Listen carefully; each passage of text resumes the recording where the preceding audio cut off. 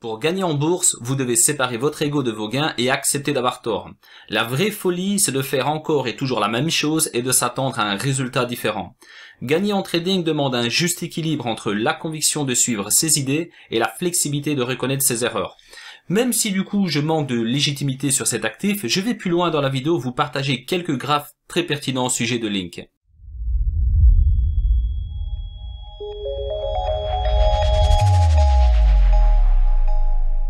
Commençons par les faits. Le scénario orienté à la baisse que je vous ai partagé le 5 janvier au sujet de Link est invalidé car les acheteurs ont réussi à clôturer au-dessus 20 $ en hebdomadaire.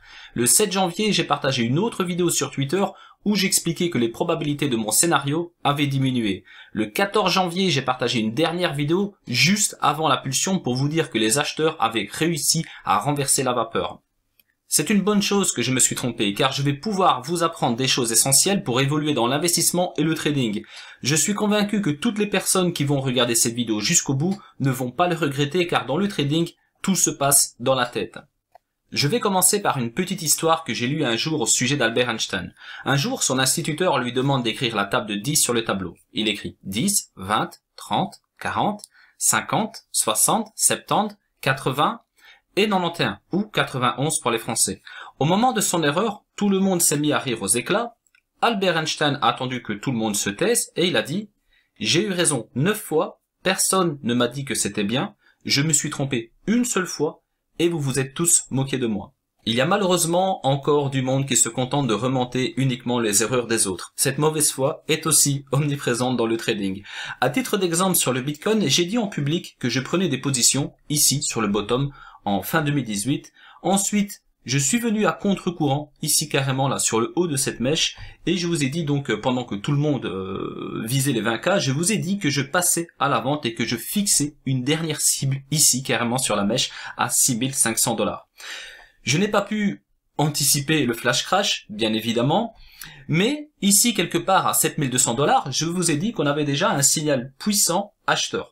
D'accord? Ce signal était en lien avec la Kijun. Regardez, on était quelque part à 7200 $. J'en ai profité pour faire une vidéo. Je vous ai dit, ok, on est dans un contexte assez inédit avec donc ce qui s'est passé en mars 2020. Mais attention, on a déjà un signal très intéressant ici en fin avril par rapport à la Kijun. Donc, ce signal va nous permettre déjà d'aller chercher la SSB. Et ensuite, sachez que tant qu'on garde la Kijun, attention, on reste haussier en tout cas sur de l'hebdomadaire. Regardez, si on se prend pas la tête et qu'on utilise des indicateurs simples comme Ichimoku Kinkoyo, on n'a pas perdu la Kijun depuis. On n'est même pas venu la tester. Regardez, on confirme ici, on n'a même pas touché une seule fois la Kijun et aujourd'hui, regardez, elle est à plus de 25 000 $. Ici, pendant que tout le monde attendait qu'on comble le gap sous les 10K, je vous ai dit arrêtez avec vos gaps, nous avons une confirmation mensuelle. Et ça, c'est le graphique que je vous ai partagé.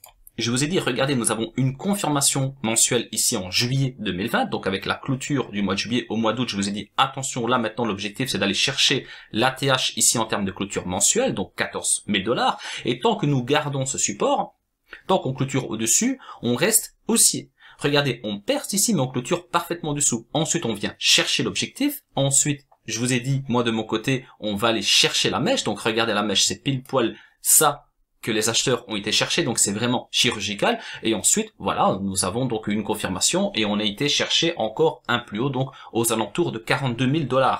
D'ailleurs, sur du 14 jours, donc souvenez-vous de ce fameux graphique, je vous ai dit ici, exactement le 7 octobre, enfin, nous avons la confirmation sur ce graphique qui nous a jamais trompé.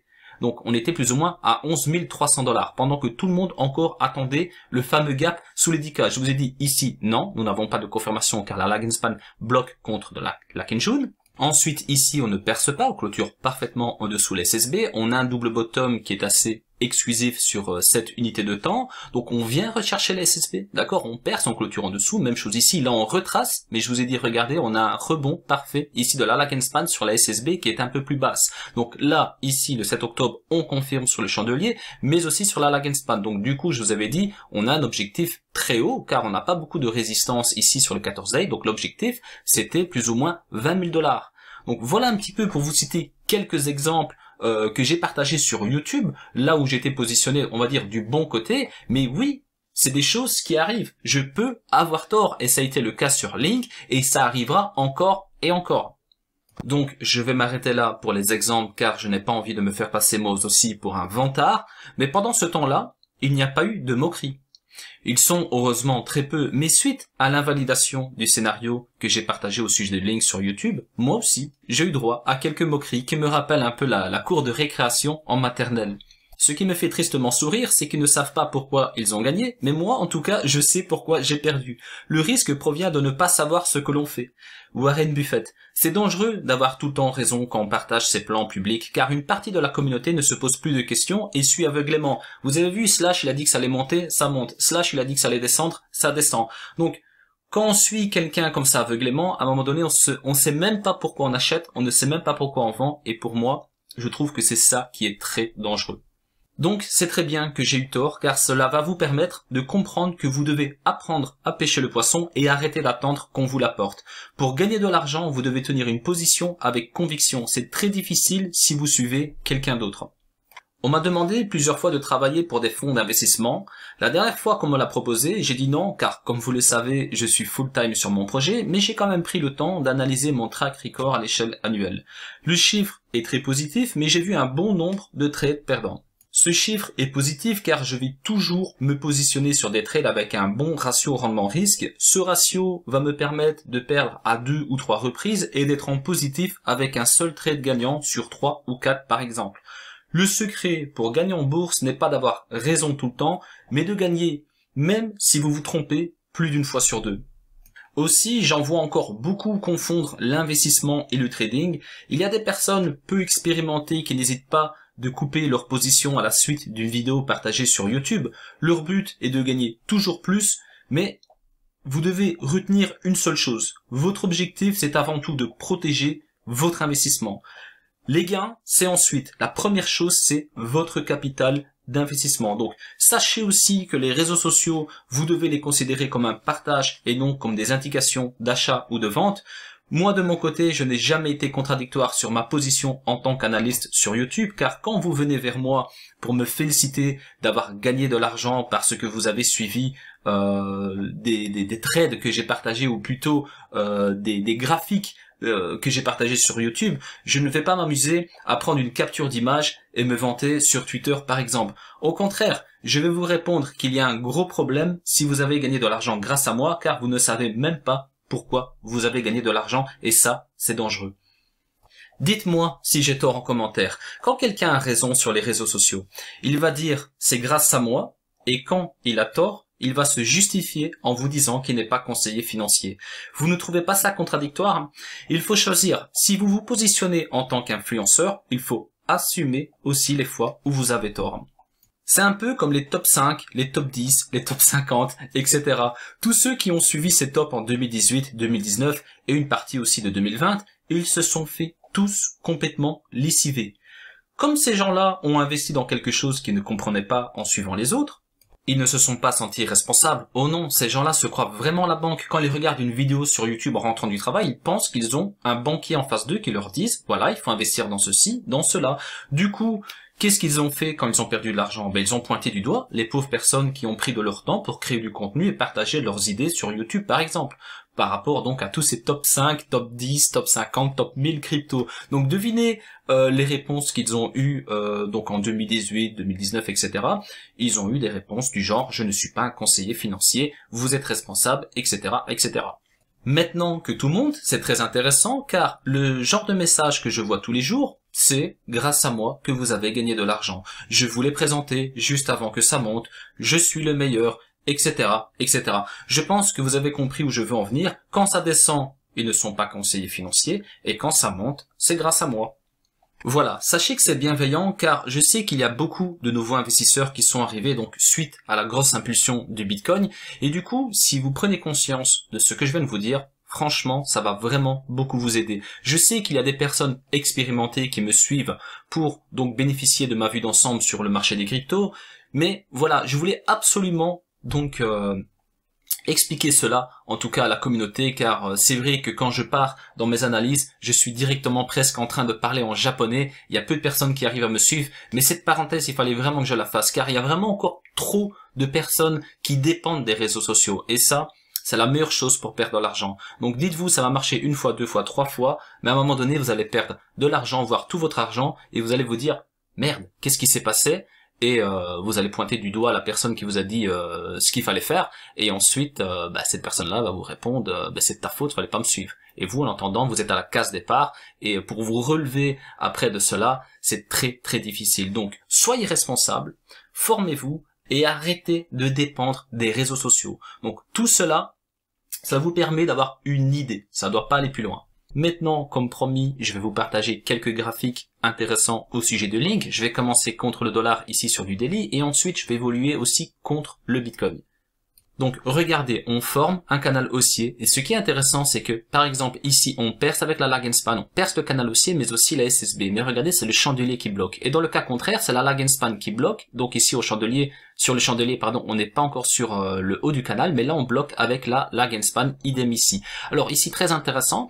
Donc le scénario que j'ai évoqué donc au sujet de Link en début janvier, le 5 janvier je pense, c'était vraiment qu'on fasse donc une vague ainsi, tac, on descend comme on l'a fait ici, on est venu chercher donc un niveau de prix psychologique, 7 $. Ensuite, on butait ici encore une fois contre cet oblique et on allait rechercher encore 7 $. Alors regardez ici, on a déjà invalidé le scénario avec cet oblique en daily car on clôture au-dessus, on réintègre le canal haussier et on bloque à 2 reprises ici avec la Lagenspan comme on l'a fait ici sur le haut du canal. Donc là, on bloque encore une fois, on se pose ici sur le haut du canal, regardez comme il est tracé de manière très précise, hein. On voit vraiment qu'on se pose clairement ici, là on brise tout mais on se pose sur cet oblique, donc on vient retester cet oblique, on l'avait fait ici avec une mèche, mais là on se pose carrément, on clôture en dessous, on peut surtout remarquer qu'il y a eu énormément de violence entre les acheteurs et les vendeurs, car regardez, on passe de 18 $, on retourne à 12 $, ensuite voilà, on est venu chercher presque 24 $, mais ce qui est intéressant c'est surtout ici, donc on confirme ici par rapport à l'oblique, également donc on réintègre encore une énième fois ce canal haussier, on pète cette fois-ci avec le chandelier le canal haussier, donc idem avec la Lagenspan, donc double signal, pullback ici, boum, grosse impulsion haussière. Alors là maintenant le support que je vois c'est bien évidemment en daily, donc ici cette mèche psychologique, regardez, qui a été travaillée donc ici avec cette clôture, donc plus ou moins 20 $ 11, mais aussi le haut du canal qui est un support sur le daily. Là, on corrige un petit peu, on a à moins 6% contre le dollar et je pense qu'on est à moins 6% également contre le Bitcoin au moment où je vous parle. Mais voilà, si donc on retrace, qu'on continue donc à retirer des bénéfices ici donc par rapport aux acheteurs qui sont rentrés quelque part ici ou encore ici, on peut se dire aussi que la Lagenspan pourrait donc jouer un rôle si on réintègre le canal aussi. C'est-à-dire que si vraiment on a un panic sell sur Link, on pourrait avoir un soutien de la Lagenspan quelque part ici à 18 $ 30 par exemple, ou 18 $ 70 si on est quelque part ici. Donc on pourrait donc avoir ce soutien comme elle a déjà fait plusieurs fois sur un bon nombre d'actifs dans le marché des cryptos. Alors ce qui est très intéressant, là où j'aurais dû vraiment, donc j'ai étudié un petit peu ce qui s'est passé et j'ai essayé de comprendre pourquoi j'ai eu tort, et il y a une chose que j'ai quand même pas mis en avant dans mon analyse, c'était notre fameuse Kijun, car regardez ici, elle n'a pas vraiment été très pertinente dans le passé, mais ici donc on descend avec la Kijun, on clôture parfaitement au-dessus, regardez, on clôture, donc on perce ici, donc on va chercher 7 $, je vous en ai parlé, donc 7 $ c'est un niveau de prix très psychologique, mais on clôture parfaitement, donc les acheteurs avaient vraiment cet objectif-là en tête, tenir la Kijun. Et du coup, si on part du principe, comme je l'ai fait pour le Bitcoin, tant qu'on garde la Kijun, on reste haussier, et regardez les acheteurs, à partir d'ici, ils n'ont plus lâché la Kijun. Donc, le scénario, ça aurait été bien de le partager si on aurait eu une clôture ici, par exemple, quelque part à 12 $ ou encore ici à 9 $. Là, c'est intéressant d'arriver avec un scénario baissier, car on avait donc plusieurs éléments très intéressants qui pouvaient donc être en faveur de ce scénario. Là, non, on avait vraiment les acheteurs qui se bagarraient, regardez, pour garder cette Kijun, même aller rechercher la Tenkan et surtout réintégrer le canal haussier. Donc ça c'est vraiment quelque chose que j'ai pris en compte, quelque chose de très intéressant qui va me permettre aussi dans de futurs scénarios haussiers ou baissiers de vraiment tout regarder dans son ensemble pour vraiment donc être sûr de bien placer les probabilités dans un sens ou dans l'autre. car à partir du moment où les acheteurs arrivent à faire ceci, c'est-à-dire descendre jusque 7 $, mais conserver la quinte à 10 $, enfin voire 11 $, et ensuite réintégrer le canal haussier, voilà, il faut plutôt favoriser forcément des scénarios en faveur des acheteurs. Alors regardez ici sur des hebdomadaires, donc bien évidemment on a clôturé en hebdomadaire non seulement au-dessus l'ATH en termes de clôture, mais aussi au-dessus de la mèche. Donc là maintenant ce que nous voyons au niveau des supports, c'est 20 $, tout rond, donc le haut de cette mèche. Deuxième erreur que j'identifie encore de ma part, c'est la Kijun également en hebdomadaire. Regardez ici donc, on vient chercher un plus haut, on retrace, on se pose sur la Tenkan, on clôture sur la Tenkan, donc objectif Kijun. Là on perd notre Kijun, on travaille la Kijun, on n'y arrive pas, boum, confirmation, d'accord? Regardez, on a une confirmation ici à 11,50 $, et à partir de là, qu'est-ce qu'on se dit? Tant qu'on garde la Kijun, on reste haussier et on ne favorise pas donc des baisses sur Link. Alors on a eu de la volatilité, mais regardez, peu importe les mèches que nous avons eu en hebdomadaire, on a toujours conservé notre Kijun. Et si on partait de ce principe-là, tant qu'on clôturait au-dessus, on gardait, et on cherchait des ventes si on clôturait en dessous. Donc deuxième erreur de ma part identifiée, également donc par rapport à la Kijun sur de l'hebdomadaire cette fois-ci. Alors contre le Bitcoin, regardez, on a un double bottom ici qui s'est formé, donc on pouvait déjà l'identifier, d'accord? Et ensuite, on avait donc aussi donc une résistance très intéressante. Donc double bottom, résistance ici, donc travail à 1, 2, 3 reprises. On confirme ici non seulement qu'on pète ce range, d'accord, donc on confirme le double bottom, on confirme la cassure de ce range, mais aussi Tenkan Kijun. Alors on vient chercher cette droite, il fallait la trouver cette droite, regardez c'est une droite très intéressante, on vient la chercher, on la travaille, tac, on clôture ici au-dessus, d'accord. Alors là on bloque parfaitement sur une résistance, d'accord. Et ici regardez cette droite, on voit que non seulement elle a été travaillée par le chandelier, dans un sens comme dans l'autre, mais aussi par la Lagenspan. Regardez la Lagenspan qui se pose ici, et d'ailleurs regardez, elle perce ici, et là on a même un soutien de la Lagenspan, donc en faveur pour les acheteurs. Alors ça c'est très intéressant car on vient chercher un niveau qu'il est contre le Bitcoin, et là maintenant on se retrouve dans une configuration je trouve très intéressante car au niveau des supports, nous avons déjà la SSB ici, mais aussi l'oblique, et la Lagenspan a beaucoup de liberté pour aller chercher un objectif hyper intéressant, c'est-à-dire la Kijun. Sur de l'hebdomadaire, toujours contre le Bitcoin, là aussi nous avons quelque chose d'intéressant, car on vient rechercher un niveau clé, regardez, la Kijun ici, on vient le rechercher, on se pose sur ce niveau. Ensuite donc on perce, d'ailleurs la percée, regardez la mèche c'est pile poil sur les SSB, ensuite on se pose sur notre Kijun, on travaille la Kijun, impulsion haussière. Alors cette impulsion haussière est très forte, car on pète la SSB ici, et on clôture même au-dessus de la Tenkan. Donc du coup là on est vraiment dans un étau, on est entre la SSA et la Tenkan. Donc, si on clôture au-dessus de la SSA, au niveau des objectifs, nous avons ceci. Regardez, avec la représentation de la Lagenspan, on a cette triple résistance ici, qu'on remarque aussi avec le chandelier, bien évidemment. Donc, l'objectif intermédiaire, il est ici. Si on arrive à clôturer, je dis bien à clôturer au-dessus de la SSA. Et ensuite, l'objectif vraiment haussier moyen, voire long terme, ce serait donc la Kijun. Donc, c'est toujours comme cela qu'il faut voir. Donc quand on pète la Tenkan dans ce contexte, l'objectif sera la Kijun, et dans ce cas-ci la Kijun est très très haute. Donc là il faut voir un petit peu comment ça va évoluer, mais en attendant on sait à la hausse quelles cibles ont les acheteurs, mais à la vente par contre c'est moins intéressant car nous avons la SSB et ensuite notre support ici qui s'est formé, le support acheteur ici, regardez avec le rebond parfait de la Lagenspan sur la Kijun. Donc on vient rechercher un niveau de prix très pertinent qui a été travaillé en février 2020, on va dire février, on va dire printemps-été 2020.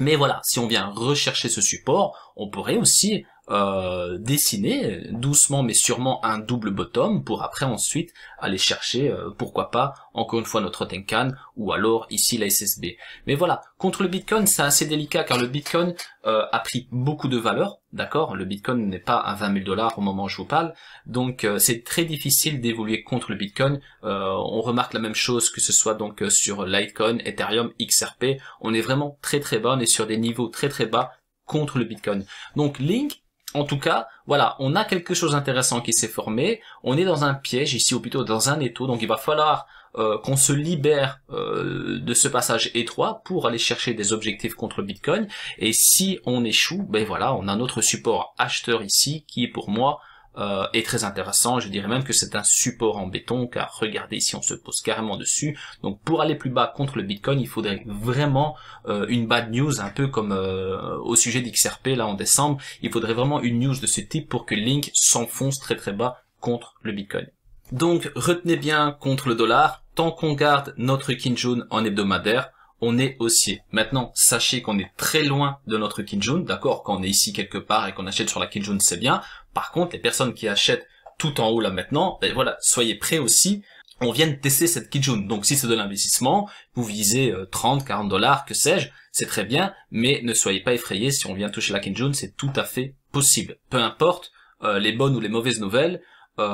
Idem pour le Bitcoin, hein, d'accord, hein, idem pour le Bitcoin, regardez ici en hebdomadaire, la Kijun est à 25 000 dollars, on peut la toucher à tout moment. Donc ce qu'il faut retenir surtout ici pour les investisseurs, c'est que voilà, tant qu'on garde cette Kijun, on reste haussier, en tout cas contre le dollar, et ici d'ailleurs si vous êtes plus investisseur moyen terme, voire court terme, on va dire que sur du daily, là aussi idem, hein, quand on voit comment les acheteurs se sont bagarrés pour la garder, si on la perd ici en daily, attention, on aura déjà un petit drapeau orange sur Link contre le dollar, en tout cas sur du journalier. Là maintenant je m'adresse aux investisseurs car le trading c'est vraiment autre chose. Un trader il s'en fout d'être positionné sur Link, le Bitcoin, peu importe. Un trader c'est je veux passer du point A au point B, ça s'arrête là. Par contre un investisseur il va toujours regarder un peu plus loin dans les fondamentaux et on s'attache aussi quelque part au projet dans lequel on a investi, on suit de très près l'actualité, etc. Donc moi, si je peux ajouter quelque chose pour clôturer cette vidéo, c'est que l'idéal serait, et d'ailleurs c'est la même chose pour le Bitcoin, de consolider, d'accord, de pas commencer à aller chercher 30, 35 dollars. Donc si tel est le cas, tant mieux pour les personnes qui s'impatientent, mais en attendant je trouve que la meilleure chose à faire c'est vraiment de travailler ce support, donc 20 dollars, de venir rechercher, de travailler cet oblique, consolider et ensuite aller chercher des plus hauts, car on l'a bien vu sur le Bitcoin, c'est monté très très fort, c'est bien, mais on a besoin aussi de travailler, de former des supports sur du daily, du weekly, du mensuel, etc. pour vraiment donc avoir quelque chose de très fort en cas de retracement et ensuite donc aller chercher des plus hauts. Merci à toutes et à tous pour votre attention, j'espère que cette vidéo vous a plu et si c'est le cas, n'hésitez pas de me laisser un petit pouce bleu qui fait toujours plaisir. Au passage, abonnez-vous à ma chaîne, prenez soin de vous et à très bientôt pour de prochaines analyses.